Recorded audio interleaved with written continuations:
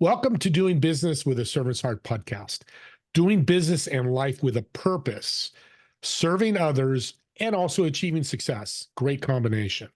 I'm your host, Steve Ramona. We created this show for you because we want everyone to be motivated, inspired, and educated to learn how to do business and what we forget about, live life to make an impact in the world. Well, as you're listening to my incredible guests today, I want you to think about how you're going to serve today. And what's that impact you're going to make today? Let's not wait till next week, next year, next month. Today, let's start today. My guest today is, I said incredible, I'm not going to use that word again, does some things that really caught my eye when we first met, combining the medical field with the business field, and I'm simplifying, it's much more than that, but really making business sense. For you entrepreneurs, founders, CEOs, business people, take a listen, get your notepad out. Dr. Baker, welcome to the show. Thanks so much, Steve, for having me. I appreciate it. I love what you're doing, and it's so needed and helpful. Amen. You got a servant's heart. So let's talk about heart. Why is business health important for success? Well, if you look at our country, we're a capitalistic society. Our gross domestic product is 10 times anyone else's on the planet Earth, even though China is significantly larger than ours. 99% of all people in our nation work for a small business. So in other words, everything we do here in the US is all driven by capital, and small business is the driver of that capital. So this needs to be healthy. When this breaks down, we have a hard time living. We have a hard time existing. We saw that with COVID. There were real decisions being made, whether you save a person's life or you go back to work, because both of them felt equally as detrimental to our society, and we had to pick one. So business health isn't just vital, it is the sheer existence of the people here in the US. What are the signs of, I'm going to use your verbiage, which I love, a sick business? So it's really a host of ways. A lot of times our patients come to us when they've got level 4 cancer. They have what they think is acute pain, meaning that my marketing is really bad, or we need an infusion of cash, or we're losing workers. And so that's the thing that comes on their radar. But it's really deeper than that. You're just talking about a symptom. And so a sick business in general is just one that doesn't understand their metrics. It's no different than the body. Just because you don't know that you have diabetes doesn't mean that you don't have diabetes. You just don't know it yet. And when it starts to manifest, now it's much deeper than what it should have been in the event that you use preventative care. And so for us, in our position, is that we think preventative care is primary. And then from there, surgical procedures are the way of making sure that the business doesn't die. And like in medical, when you find that issue or that diabetes early, it's easily treatable. And in case of business, it's less expensive, I would guess, to solve that diabetes in business, correct? Oh, absolutely. And really, it's not even, well, expense is one part, but Okay. it's almost like you have to turn into a magician after that. You literally got to make up something out of nothing in order to infuse into that business to give it life. And that is not the best way to run a business. We know statistically that 67% of all businesses don't make it past year 4. And 80% of businesses in our country don't have employees. So what that means is that by the time you start figuring things out, you've run out of all your cash. You've already mortgaged your house. You've already leveraged all your credit cards. Your credit score is down or you're maxed out. So all of those things are detrimental to the business. We never want a business owner to get to that point. We want you proactively thinking about, what don't I know and who knows what I don't know, so that they can put me in a better position to not just exist, but to thrive. Yeah. And that's a big distinction, exist and thriving. Existing is the person that's barely paying their bills. Thriving is a person with abundance, right, in business. So what's a thriving business get when they're thriving? Well, in that is still understanding preventative care, because at any moment you might not be. Ask Blockbuster. Yeah. Right? We start naming a bunch of entities that we think should still be here, and they aren't. And that's because as times change and as things morph, the businesses also have to understand that change and movement and adjust. I invented the Business Health Index and the Investment Health Index. Those two indices are our primary methodology, but they're very similar, like a body mass index. But I bring it up because in those indexes, there's 22 metrics that every business has to have on the planet Earth in order to be healthy. And one of those metrics is your hedge plan. So when I go into a business and I start talking with them about their structure, their overall health, and I get into their hedge plan, and they're like, "What do you mean your hedge plan?" Or I start mentioning terms like VUCA, and they've never heard of that acronym, which is volatile, uncertain, ambiguous. They don't know what to do when something changes on them. So just because you're healthy today doesn't mean you're going to be healthy tomorrow, and that's why you have to stay on top of it. Man, that's Luca. I like that. Easy, simple. Mm-hmm. So we talked about a sick business. So what is a business that looks healthy to you? So with that is that one that understands kind of where they are in the industry, where they are amongst their own constituents. And one big one is when they understand their own resources. When we talk about resources, we're not talking money. We're talking the aggregate of things that can push your business forward. So that's reach and network, positioning, human capital. And if at any moment that I can say, tell me how good you are with internal controls. I don't want you to stutter. If I say, when was the last time that you looked at your pro forma, and you say, what's that? Like, those are not good answers. Good answers are, actually, we just went through our pro forma and we actually had a separate valuation. And we know right now that our company is worth 1.5 million. And we've got a monthly estimated range to convert at least $50,000 a month. And we have a business plan that's really solid, not a plan, but an execution plan that is really solid, that allows us to do that within a 15% certainty. Now you're talking like a business owner that's healthy. Yeah, I like that. They know all their numbers. They know what's going on. Interesting. Okay. So from a healthy, let's use the business aspect. You talk to a business, I've talked to business. Hey, we're $10 million business, but they make 50,000 in profit, barely paying their bills. What's the danger of that?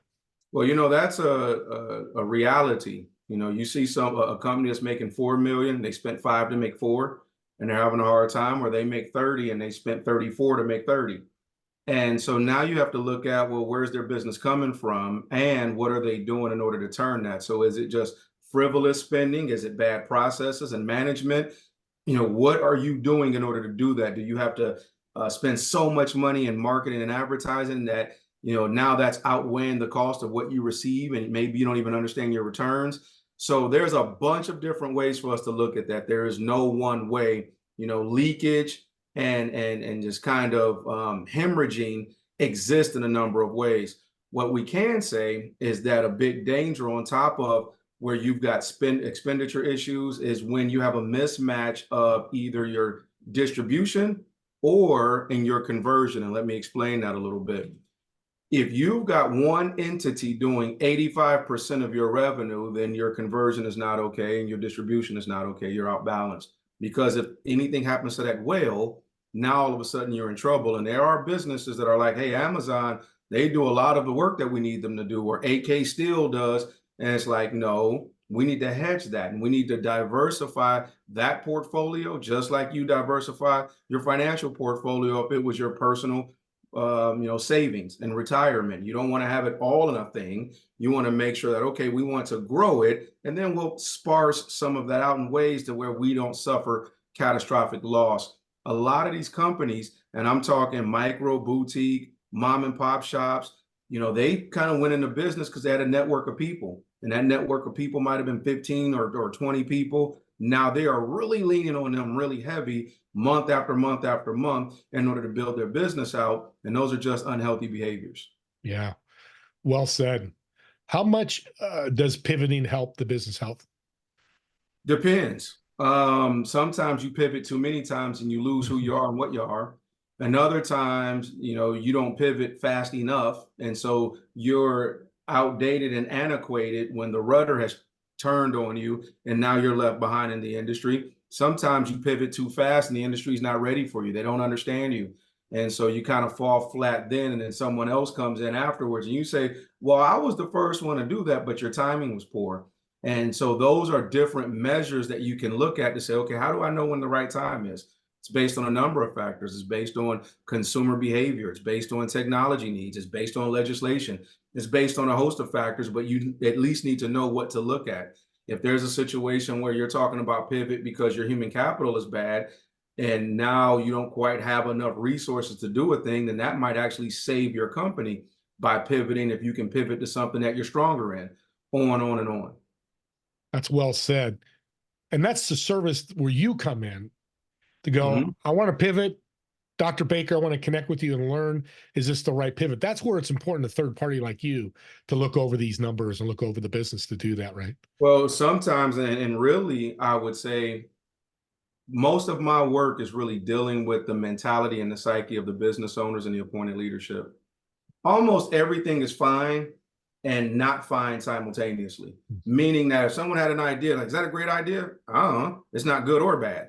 It all depends on your ability to execute it and how you're going to leverage it and how you're going to build and scale it and control it. So most of the times we're working with the psychological measure of even an idea. So they go to pivot. Wouldn't this be great? Well, now you've fallen in love with something that might not be great based on all the other compensating factors. Or maybe you're doing it and you don't feel great about it, but everything is telling you this is the direction. And so, but I want to go do this. And it's like, yeah, but if you did this here, this will free you up to do that other thing later because now you have more control. So we work with mentality almost more than we do with numbers or facts or data. It's really the humans. The humans are the separator of all things. Yeah, and you teach the how. That's what I love. How to do it. Not like, hey, I got this great idea, but you don't know how to do it. You're going to drop down that black hole. So let's talk about the business hospital structured like a medical hospital. You talked about this when we first met. I love this answer and this how you're going to describe it. So tell the audience. I'm excited. Yeah, absolutely. And so about 7.5 years ago, my team and I were thinking about what do people do when they need a business or need business help. And it was too fragmented. Whether you call a consultant or your uncle or you go to YouTube, you don't know what to do and what should it cost and what do I need. And if you're listening to a person tell you what they need and you're not an expert, I know it sounds arrogant, but the reality is I cannot go to my attorney and tell my attorney everything that I need when I don't know the law. I need to tell him what I think I'm experiencing, but he should tell me what I need. So in that instance, we decided that, you know what, building a hospital and standardizing the care would be the thing that would fix businesses. And so when I say standardizing the care, whether you're white, black, male, female, United States, Australia, doesn't matter. Cholesterol is cholesterol, blood pressure is blood pressure. So there's certain statistics in the human body that every physician on the planet Earth knows. So if you are in an airplane and someone says they're a doctor on board, that doctor, if they was from Italy, could still help you based on certain vitals. We have done the same thing where we said, well, we want to structure in that way. So many people thought it was branding or marketing. It was like, oh man, your brand is wonderful. And I'm like, it's not a brand, it's an industry. And we actually are a hospital. So we are 2 nonprofits and 1 for-profit. Those 3 entities make up our entire organization. The Business Hospital Institute is a 501c3. You would think of that as like your Cancer Research Institute. That's where all of our business intelligence goes. And then the Business Hospital is a 501c6. That's where all of our members receive their treatment. Just like with your insurance carrier, you have an in and out of network provider. We have in and out of network memberships. And so that's what happens in our C6. On the for-profit side, that's if anyone wants above and beyond work. So just think if you wanted cosmetic surgery, that would not be covered under insurance, but you could pay for that. There are some things that are outside of our typical offerings that companies will call us and say, will you come in here and do all of our fundraising campaigns for us and then set the table and actually convert the whole thing? Yeah, that might cost them $200,000, but we'll do it, right? Because they've got the wherewithal to do that. So those 3 entities make up our entire structure. We created business aid, which is like Medicaid. And so we have a subsidized version of treatment for our patients. Therefore, we can reduce the amount of cost that it takes for someone, a business owner. So if you are a mom and pop cleaners or restaurant, we're not going to charge you $30,000 to provide treatment. You know, we're going to charge you $3,000 or $5,000, and we're going to make sure that whole year that your business stays afloat and that you're actually increasing your business, because we don't want you paying for us. We want you to invest in your business while we're providing and supplementing the treatment. Well, that's a servant's heart right there. Just what you just said, and that's powerful because we know the business coaching consulting business can be cutthroat, and I've seen it. You've probably seen it as well. You mentioned you glossed over it, but you were talking about Australia and other countries. I see you work in 13 countries. Somebody from Vietnam or India is listening to this. Tell them how you work with that. Yeah, we're actually in 14 countries now. Okay. One of the most coolest opportunities, we built a gold mine in Colombia, South America, and it was a phenomenal experience. And we had to build that mine out, so working with their government, working with their human capital, transitioning the precious metals here to the U.S., smelting them, and then getting them back to Colombia was something. We helped 52 businesses during the pandemic stay afloat in Brazil. And we did that whole thing in Portuguese through our international wing. Raynon Delgado and Ben Phillips runs that wing for us here at the Business Hospital. We just picked up a wonderful, wonderful talent by the man of David Drake. He's a U.S.-born citizen, but he's been in Brazil for 30 years.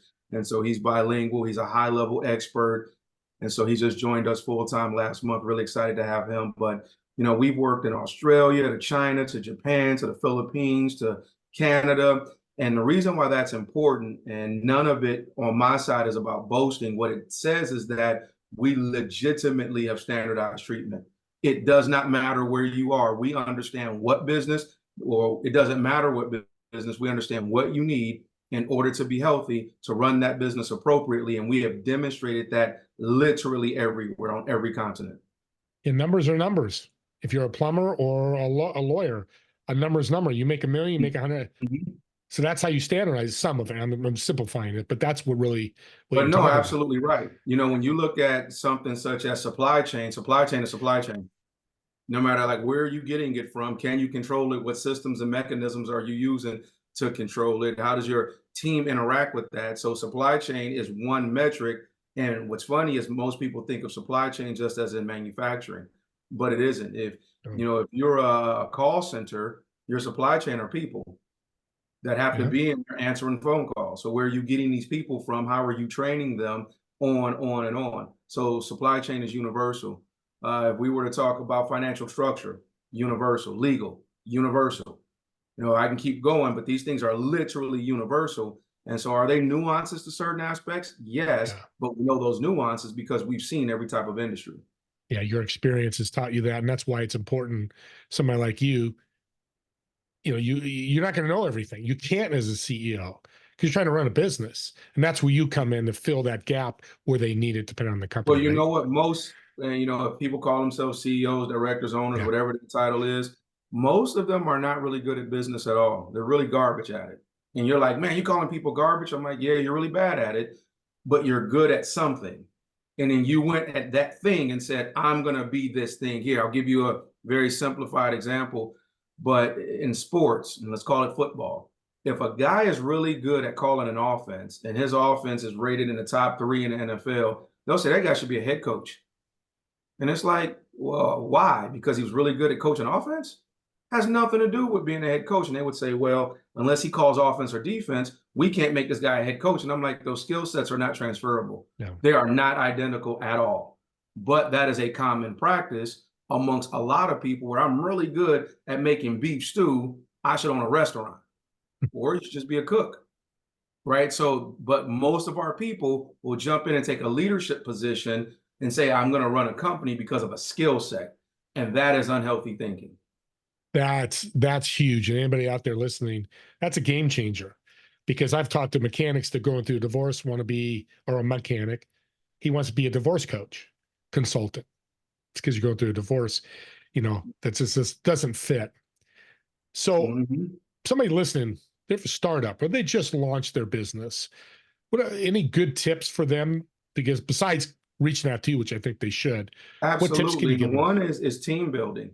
Is do not wear the badge of honor that you're wearing all these hats. That's stupid. Don't do that. And you hear them talk about it all the time, like, well, you got to wear a lot of hats. No, you do not. And anyone that says that is a fool, and they're going to literally coach you to your grave. Don't deal with that. The moment you say, you know what, I want to start something, go back to your resource and say, okay, how many people do I have in complementary positions that can help me understand what I need to understand? So if you're going to go to business with your grandma's recipe and she told it to you on her dying bed and you know how to replicate it, fine. Now let's talk to someone that understands how a restaurant should be structured. Then let's talk to someone that understands financial strategy. Then let's talk to someone that understands risk mitigation. And then let's talk to someone that knows about human capital management and build that team around there. These people don't have to be W-2 employees, but there better be somebody that has a vested interest in your success. At the business hospital, that's all built in. That's why we're a hospital with experts that can handle it. But if you are not talking to us, you better build your own version of it. Yeah. What's the biggest challenge for small business? Misinformation and lies. Mm. You know, you Google things and it's wrong. You go on YouTube, it's wrong. You go to seminars and they're lying, and you don't know how to make sense of it, of any of it. You know, you can't tell the difference between fettuccine and spaghetti. And so it gets really bad. And now you're making real-time decisions based on bad information. And that costs you money and you don't have a bunch of it. So if you make a $500 error, that's more like a $50,000 error to a larger company, because your resources are so thin that every dollar has to count. Oh man, you're throwing out some nuggets here today. My pad is empty. My pad is full of notes. Hope you're taking notes out there. AI, elephant in the room.